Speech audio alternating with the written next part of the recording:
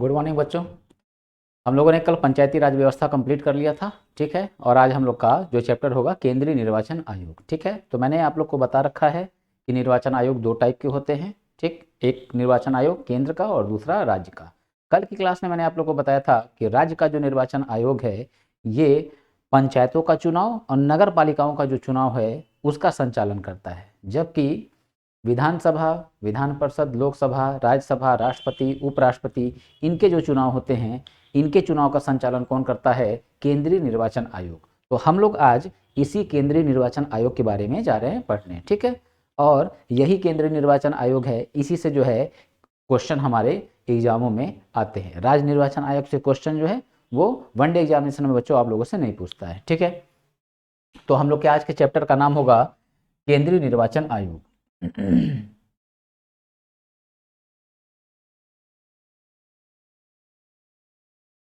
केंद्रीय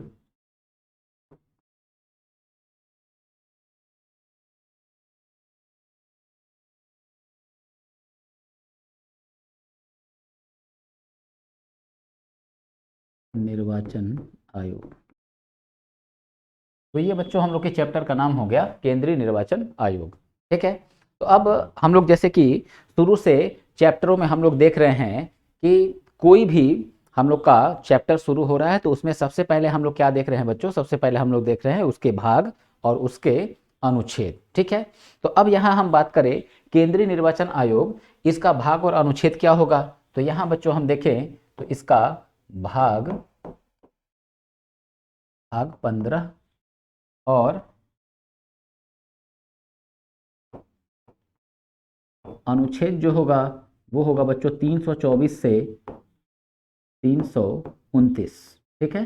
324 से 329 तक निर्वाचन आयोग के बारे में वर्णन किया गया है, ठीक है, वर्णन किया गया है। तो अब हम लोग बच्चों यहाँ क्या क्या एग्जामिनर हमसे क्वेश्चन पूछता है निर्वाचन आयोग को लेके, ठीक है, उस पॉइंट्स को हम लोग यहाँ पे कवर करते हैं। तो सबसे पहली बात यह है कि हमारा जो निर्वाचन आयोग है इसकी स्थापना कब हुई थी, ठीक है, कब हुई थी? तो निर्वाचन आयोग की जो स्थापना है बच्चों वो 25 जनवरी 1950, ठीक है।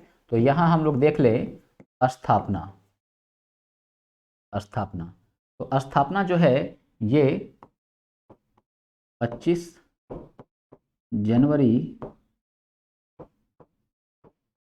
1950, ठीक है। 25 जनवरी 1950 को इसकी स्थापना हुई।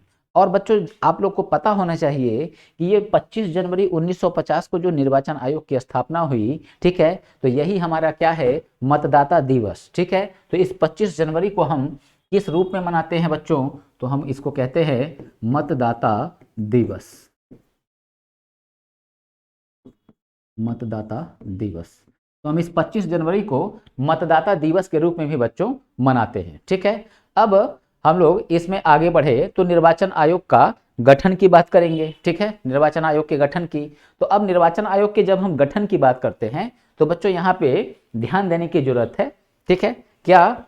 अब यहाँ हेडिंग अगर डाला निर्वाचन आयोग का गठन, तो यहाँ थोड़ा आप लोग ध्यान रखिएगा क्या मैं बताना चाह रहा हूँ।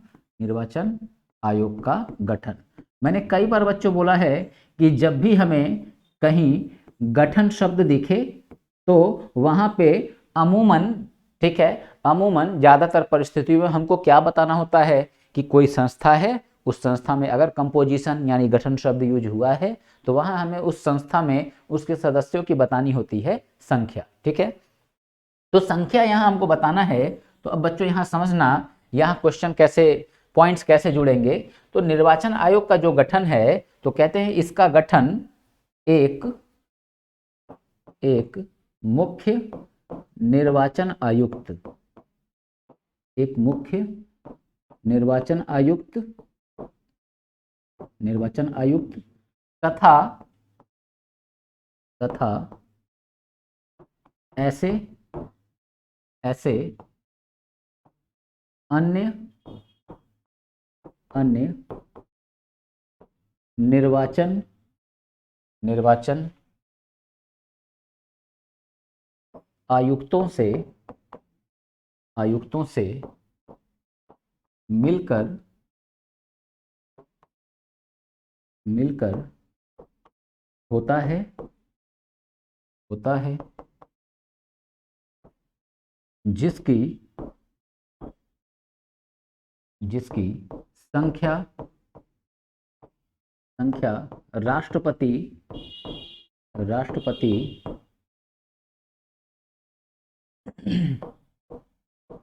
समय समय पर तय करे। ठीक है बच्चों, तो ये एक बात हो गई। मगर अब यहाँ एक इंफॉर्मेशन को ध्यान रखना होगा। बहुत से लोग ये जानते हैं कि निर्वाचन आयोग का गठन जो है एक मुख्य निर्वाचन आयुक्त तथा 2 अन्य निर्वाचन आयुक्तों से मिलकर होता है। तो ये बच्चों एक अधूरा सत्य है। क्या मतलब है यहाँ पे कि एक मुख्य निर्वाचन आयुक्त तो होगा, ठीक है, परंतु वर्तमान समय की अगर हम बात करें कि अन्य निर्वाचन आयुक्त हैं कितने, तो हमारा आंसर क्या है बच्चों? 2। ठीक है, 2। तो हमारे संविधान में क्या ये बात लिखा हुआ है कि निर्वाचन आयोग का गठन एक मुख्य निर्वाचन आयुक्त तथा 2 अन्य निर्वाचन आयुक्तों से मिलकर होगा? नहीं, ये बात हमारे संविधान में नहीं लिखा है। क्या लिखा है? जो मैंने यहाँ बोर्ड पे आपको बताया, ठीक है, कि निर्वाचन आयोग का गठन कैसे होगा? एक मुख्य निर्वाचन आयुक्त तथा ऐसे अन्य निर्वाचन आयुक्त जिनकी संख्या राष्ट्रपति तय करे। तो अब अभी तक राष्ट्रपति ने इनकी संख्या कितनी तय की है? टोटल 3, एक मुख्य और 2 अन्य। ठीक है, तो ये बात आपको ध्यान रखना है। तो अब जिसकी संख्या क्या किया? राष्ट्रपति तय किया। ठीक है, तो राष्ट्रपति ने अभी तय की कितना किया है? 2। तो अब इसी को हम आगे देख लें, तो आगे हम यहाँ बच्चों ऐसे जोड़ सकते हैं, इस बात को ऐसे लिख सकते हैं कि वर्तमान समय में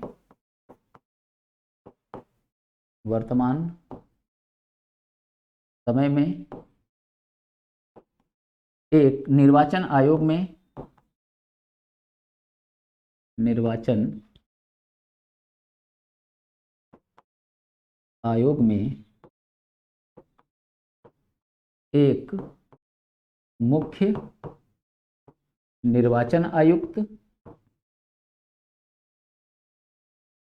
एक मुख्य निर्वाचन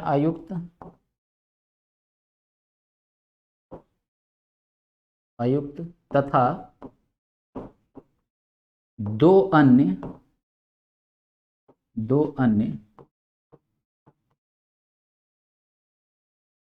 निर्वाचन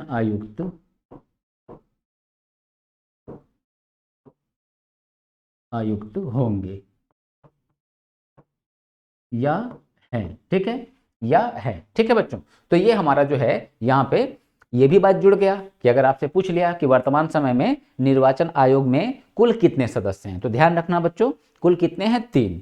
ठीक है, एक मुख्य 2 अन्य। ठीक, अब अगर क्वेश्चन पूछा भारतीय संविधान के अनुसार निर्वाचन आयोग का गठन निम्नलिखित में कैसे होता है, ऑप्शन में अगर ये बात भी है और ऊपर मैंने जो लिखवाया है क्या कि निर्वाचन आयोग में एक मुख्य निर्वाचन आयुक्त तथा ऐसे अन्य निर्वाचन आयुक्त जिनकी संख्या राष्ट्रपति तय करे, तो अब इसमें हमारा सही आंसर क्या होगा? जो मैंने पहले लिखवा रखा है।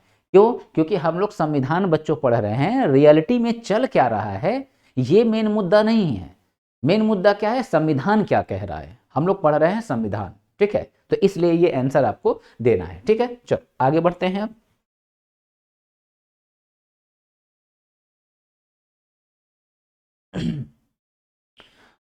तो नेक्स्ट हम लोग देखिए बच्चों निर्वाचन आयुक्तों का कार्यकाल। ठीक है,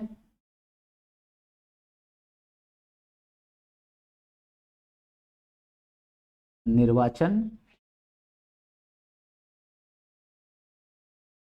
आयुक्तों का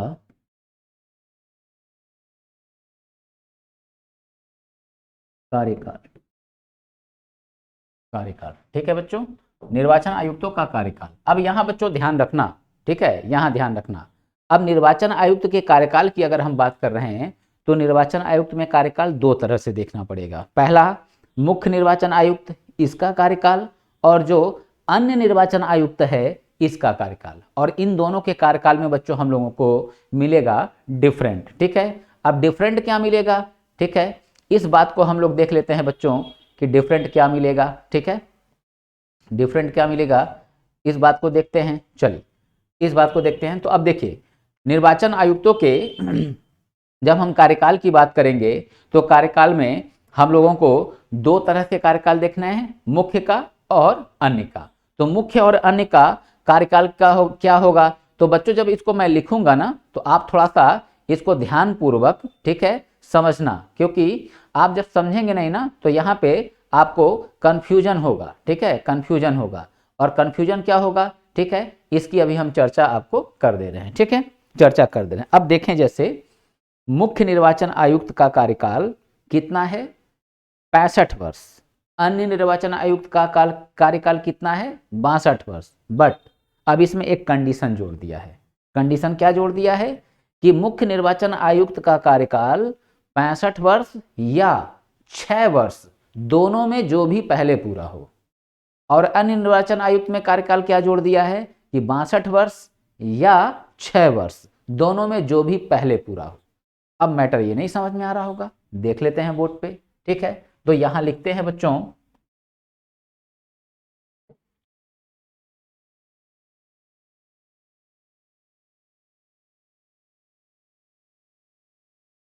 यहां लिखते हैं मुख्य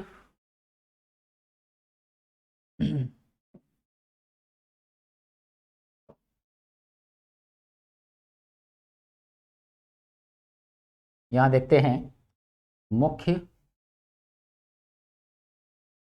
मुख्य निर्वाचन आयुक्त का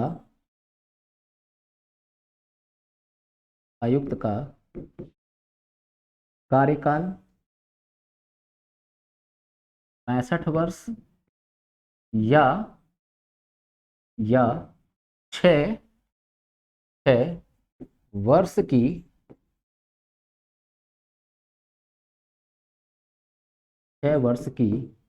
आयु तक 6 वर्ष की आयु तक होता है, ठीक है। पोस्ट में लिख देंगे, इन दोनों में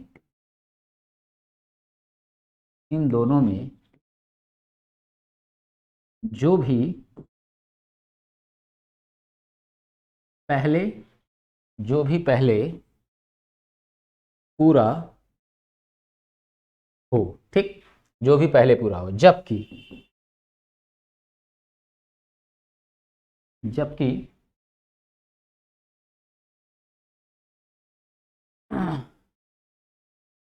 हाँ, यहाँ थोड़ा सा बच्चों लाइन को मैं करेक्ट कर दूं, 65 वर्ष की आयु लिखना है, ठीक है। थोड़ा सा मैं इसको करेक्ट कर देता हूं, ठीक है, 65 वर्ष की आयु, ठीक है, 65 वर्ष मैंने लिख दिया है, थोड़ा सा ये लेखन शैली का गड़बड़ हुआ। 65 वर्ष की आयु, 65 वर्ष की आयु तक या 6 वर्ष, ठीक है, 6 वर्ष तक होता है, ठीक है, इन दोनों में जो भी पहले पूरा हो, ठीक। अब यहाँ वही बात लिखनी है, जबकि अन्य निर्वाचन आयुक्तों का कार्यकाल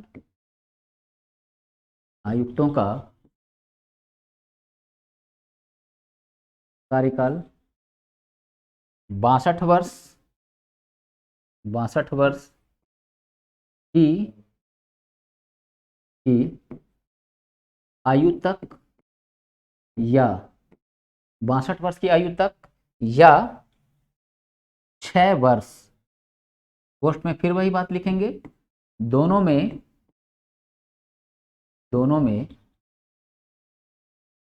जो भी पहले पूरा हो, ठीक है बच्चों। ये हम लोग का लाइन यहाँ पे कवर होता है, ठीक है। तो अब जो है हम लोग इस बात का मतलब समझ लें, बहुत से बच्चों को ये बात समझ में नहीं आ रही होगी कि ये है क्या, आखिर मतलब कहना क्या चाह रहा है, ठीक है। कुछ बच्चे नहीं समझ पा रहे होंगे, कुछ बच्चे समझ रहे होंगे, ठीक है। यानी कि जब आप वीडियो ये देख रहे होंगे तो उस समय आपको ये, कुछ बच्चों को ये समस्या आ रही होगी कि सर इसका मतलब क्या है, ठीक है, ये क्या है, ठीक है, और यहाँ पे ये क्या, ठीक है। तो अब इस बातों को बच्चों यहाँ पे समझो, ठीक है। देखो है क्या, जैसे ऊपर वाले को समझे। मान लो कोई व्यक्ति मुख्य निर्वाचन आयुक्त बना। कब बना वो?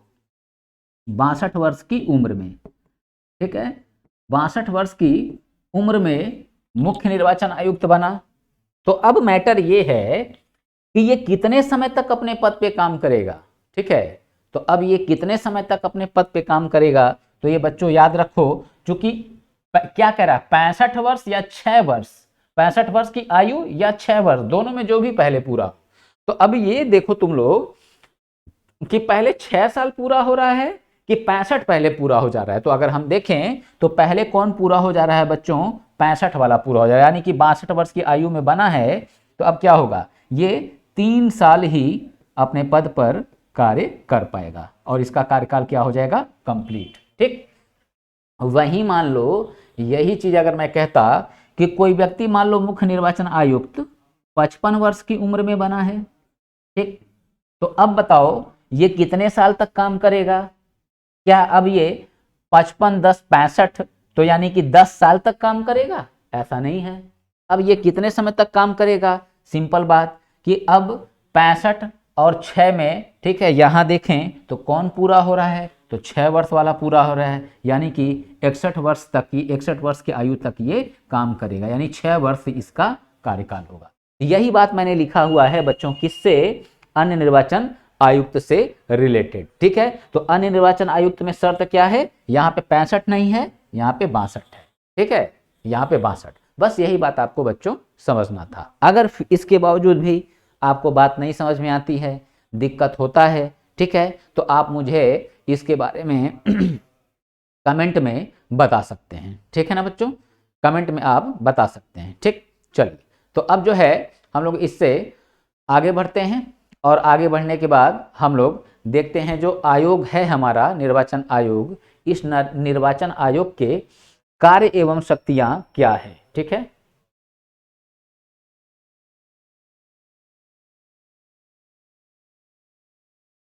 चलो बच्चों, ठीक है, तो हेडिंग डालते हैं निर्वाचन आयोग के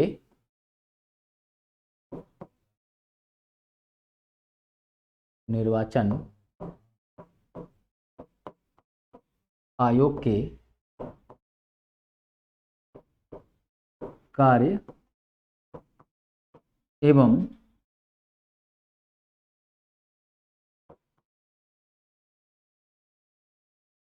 शक्तियां, निर्वाचन आयोग के कार्य एवं शक्तियां, ठीक है। तो अब इसका कार्य क्या है निर्वाचन आयोग का? बेहद आसान सा बात है बच्चों यहाँ पे, ठीक है। क्या बात है, जैसे भारत में बच्चों कोई भी इलेक्शन हुआ, ठीक है, कोई भी का सेंस यहाँ पे ये है कि पंचायत और नगर पालिका, ठीक है, नगर पालिका, इनको छोड़ के राष्ट्रपति, उपराष्ट्रपति, विधानसभा, विधान परिषद, लोकसभा, राज्यसभा, ठीक है। तो ये जो इलेक्शन है, इन सब का इलेक्शन कराता कौन है? तो यही केंद्रीय निर्वाचन आयोग, ठीक ना, केंद्रीय निर्वाचन आयोग।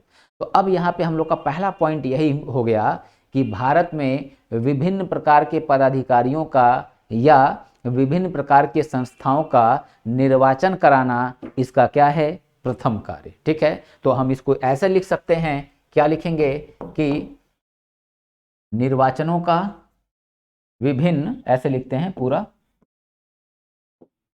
विभिन्न विभिन्न प्रकार के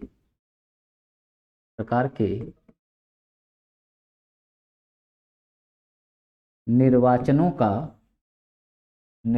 का संचालन करना, ठीक है बच्चों। ये इसका पहला काम। दूसरा काम क्या हो जाएगा? तो तुम लोगों ने सुना होगा वोटर लिस्ट में हमारा इस बार नाम नहीं है, या हम जब जाते हैं वोट देने तो पहले वोटर लिस्ट में चेक करते हैं, तो उस वोटर लिस्ट को हम क्या बोलते हैं? मतदाता सूची, ठीक ना, मतदाता सूची। अब ये कौन बनाता है? ये निर्वाचन आयोग। तो यहाँ लिख देंगे कि मतदाता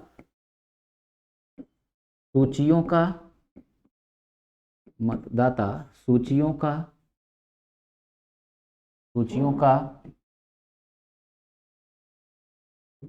निर्माण करना, ठीक है बच्चों। अब अगली बात अगली बात क्या कि जैसे आप सुने होंगे कि आम आदमी पार्टी, उसका चुनाव चिन्ह क्या है? उसका चुनाव चिन्ह है झाड़ू, ठीक है, झाड़ू।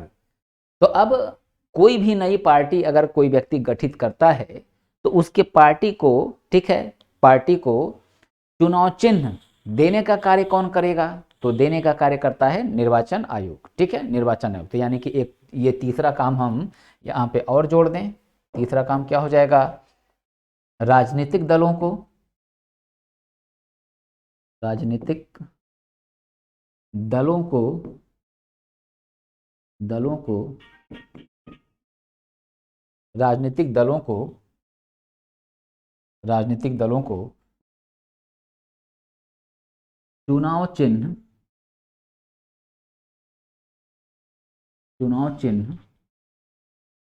आवंटित करना,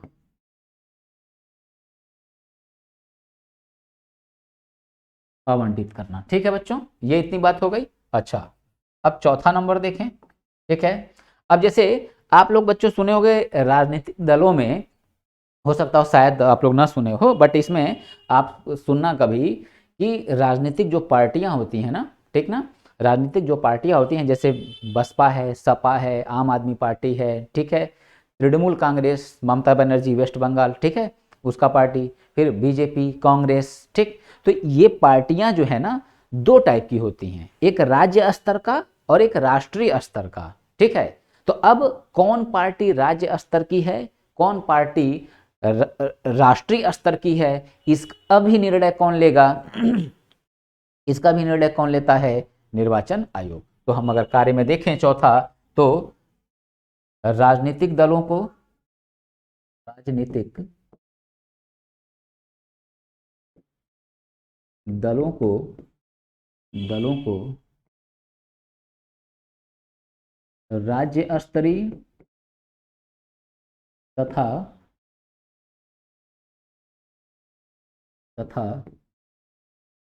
राष्ट्रीय स्तरीय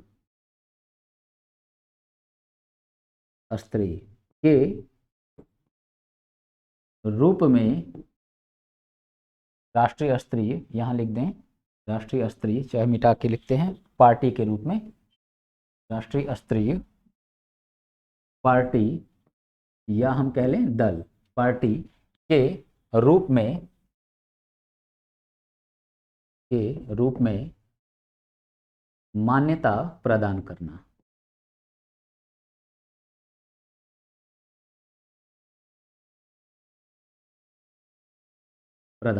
ठीक है बच्चों। और एक पॉइंट और इसमें जोड़ दें, ठीक है, एक पॉइंट और जोड़ दें। एक पॉइंट क्या? पांचवा कि सुना होगा आप लोगों ने आचार संहिता, आचार संहिता लागू कराना, आचार संहिता लागू कराना, ठीक है बच्चों। तो ये हमारा जो है निर्वाचन आयोग का काम था, ठीक है, निर्वाचन आयोग का काम था। अब इसमें आप लोगों से एक क्वेश्चन पूछ लेगा, भारत के प्रथम मुख्य निर्वाचन आयुक्त कौन थे? ठीक है, तो भारत के प्रथम मुख्य निर्वाचन आयुक्त कौन है? तो यहां हम लोग इस बात को लिख लेते हैं, ठीक है, भारत के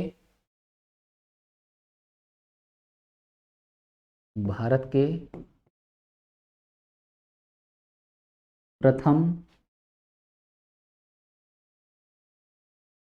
मुख्य निर्वाचन आयुक्त